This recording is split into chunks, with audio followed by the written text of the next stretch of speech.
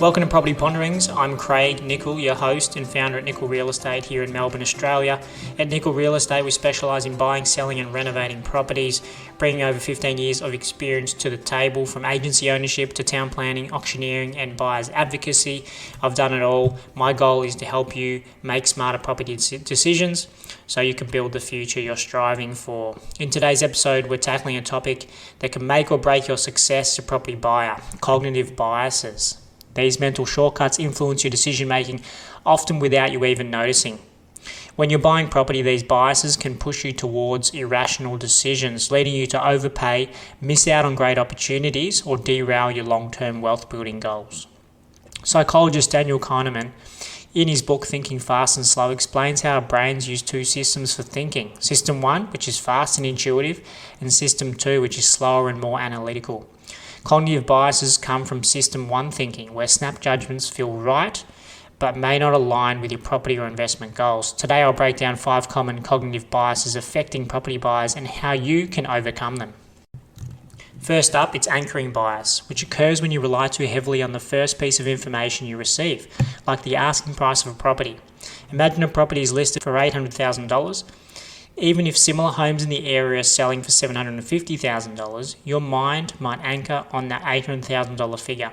As a result, when the price drops to $780,000, it feels like a bargain, even though it's still above market value.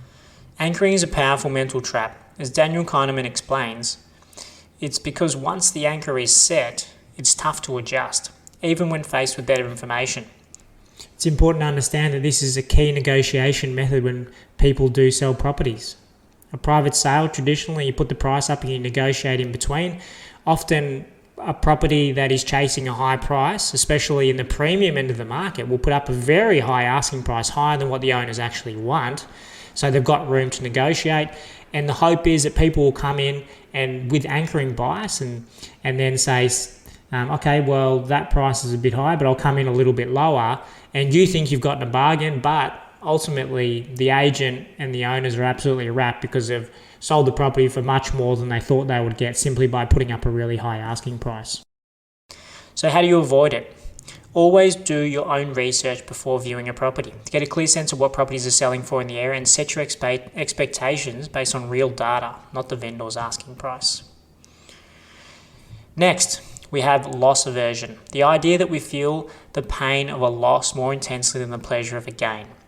Kahneman and his colleagues Amos Tversky showed that this bias makes us more fearful of missing out than focused on making a smart purchase. In real estate, loss aversion plays out when buyers hesitate to make an offer out of the fear of overpaying, only to regret it later when the property sells to someone else.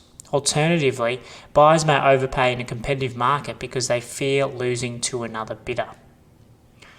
The other thing to consider from a seller's point of view is when someone has purchased a property and paid a certain amount, let's say $1 million, and then they go to sell it and they can't get that same amount and they are losing, many people hold on to these properties in hope that they'll be able to get that price or higher, and that aversion to loss ends up compounding the loss as the market continues to move lower and lower. And this especially has occurred in Melbourne, where you've seen apartments that people have paid for in, say, 2010 still aren't worth what they were purchased for back then, and these owners are still holding on to them, hoping that the market will eventually catch up, and they have well and truly compounded that loss, unfortunately. So how do we manage this? So for buyers that are hesitant in making offers because they're fearing overpaying and having a potential loss because they're overpaying, we need to understand that to buy property, especially good property in competitive markets, you will have to pay a certain price at some stage. As we say to a lot of people, you will eventually have to pay a market price to actually get in. Otherwise, all you're doing is putting in low ball offers in, and you're never going to actually own any property unless you can become extremely lucky. The other type of buyer who's scared of overpaying in a competitive market, it's really important that in that particular instance, because they don't want to lose the property and they've got that aversion to loss, you could say here, then it's important that you set a maximum price for the property based on the research and you stick to it. Remember, missing out on a property isn't the end of the world. It's better to pass than to overextend and compromise your financial strategy. So you can see between the buyers that are scared of overpaying and the buyer that's paying too much, there's a balance there. And that always has to be dealt with common sense. If you've got a limit, but the property could be purchased for a few $1,000s more, then you should obviously buy that normally. But on the other hand, if you're someone that's paying more and more and the price is going up, you have to cut yourself off at some stage and say, look, it's becoming completely unreasonable and it's too far away from the price that the property is likely to be worth if I was to resell it and have to find buyers at the same price. So you can see that loss aversion is a very, it covers a lot of different topics, especially in real estate, and that fear of feeling like you're going to make a loss is the opposite of what most people are feeling like the goal is of property. So this one especially comes out very strong, and it's definitely an understandable one considering everyone's trying to do well and make a profit in real estate to enhance their lives in some sort of way. So this one can be particularly strong. Now let's talk about the bandwagon effect, number 3 here, or we can call this herd mentality. This bias leads us to follow the crowd, assuming that if others are doing it, it must be a good idea. In property, this might happen when buyers rush into hot markets just because they see other people doing the same thing. Author Robert Cialdini, in his book Influence, The Psychology of Persuasion, explains that humans are wired to follow the crowd. It feels safer. So if you see a lot of activity at auctions or hear people hyping up a particular suburb, you might be tempted to jump in, even if it's not aligned with your goals. This is why we see in Melbourne an auction market with underquoting and getting lots of people there, even if they don't have the budget, is and has been an effective way to sell property for many years, rightly or wrongly. So that's why that occurs. They're playing on this bandwagon effect of getting other people there and the emotion of the situation, making everyone else, follow each other with that herd mentality to keep on bidding because everyone else is validating the property as well as being something great to buy. So how do we counteract this? So let's stick to your investment criteria and always do your due diligence. Ask yourself, does this property truly fit my goals, or am I just bidding because of the fear of missing out? So you just got to keep focused on what's best for you. Am I bidding here, too much and is becoming a price that is way out of my budget? But if it is in your budget, is it way too much for the property and it's going to hurt me down the line?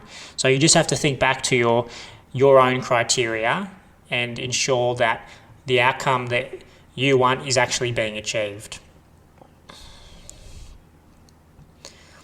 Overconfidence bias, number 4. This happens when we overestimate our ability to predict outcomes or assess risks. This is especially common amongst more experienced buyers who believe they can time the market or predict price trends. Kahneman explains and he warns that overconfidence is one of the most dangerous biases, even among seasoned investors. Overestimating your market knowledge can lead to risky investments or misguided decisions. How to avoid it?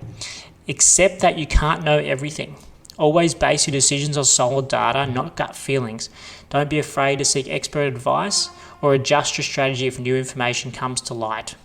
And remember how bad people are actually at predicting the price market movements or the economy overall. Just remind yourself of that even experts get it wrong. So for yourself, if you're trying to do it, then you should be questioning what you're doing.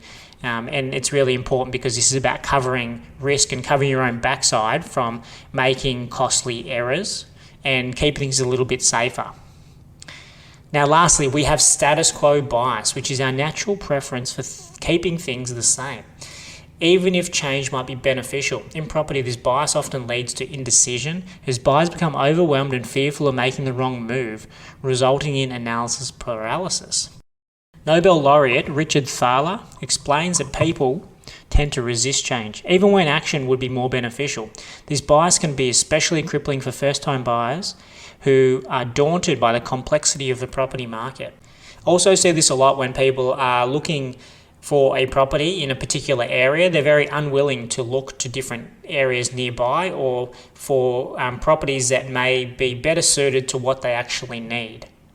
So how do we overcome all of this? Let's break down the process into smaller, manageable steps. Set clear goals and timelines, and don't be afraid to seek help from a buyer's agent or a mentor to keep you moving forward confidently, so that if you do need to make a decision that you feel is uncomfortable and you're sort of stuck, then getting that expert help can just sort of push you along a little bit further in the right direction so that you can make steps quicker. We see this a lot when that analysis paralysis really gets into people's heads and they end up in the property market for far too long, and especially in rising markets, it can really burn people from looking at one area, being overwhelmed and unable to take action on the right sort of property or be able to move to a different sort of property quick enough, maybe from a house to a townhouse or a 3-bed to a 2-bedroom and a study, quick enough to actually capitalise on that. And then meanwhile the market's moved or the opportunity that was there is no longer there. So that's really where this status quo bias can really cause issues. So there you have it, 5 cognitive biases that can derail your property decisions: anchoring, loss aversion, the bandwagon effect, overconfidence, and status quo bias. By becoming aware of these mental traps, you can make more rational and informed decisions. And as Daniel Kahneman says, knowing these biases won't make you immune, but it's the first step towards managing them. So thanks for tuning in to this episode of Property Ponderings. If you've got any questions or want to learn more about navigating the property market, feel free to reach out to me at Nichol Real Estate. You can reach me directly at 0400 122081 or via email at craig@nicholrealestate.com.au. Until next time, stay sharp and keep building the future you're after. Take care. The information provided in this podcast is for general information purposes only and does not constitute financial, legal or professional advice. While we aim to provide accurate and up-to-date information, every property transaction and investment is unique and should seek the advice of a qualified professional before making any financial decisions. The opinions expressed in this podcast are our own and are not a substitute for tailored advice from a financial advisor or a real estate professional. We encourage you to consult with a qualified expert who can address your specific needs and circumstances.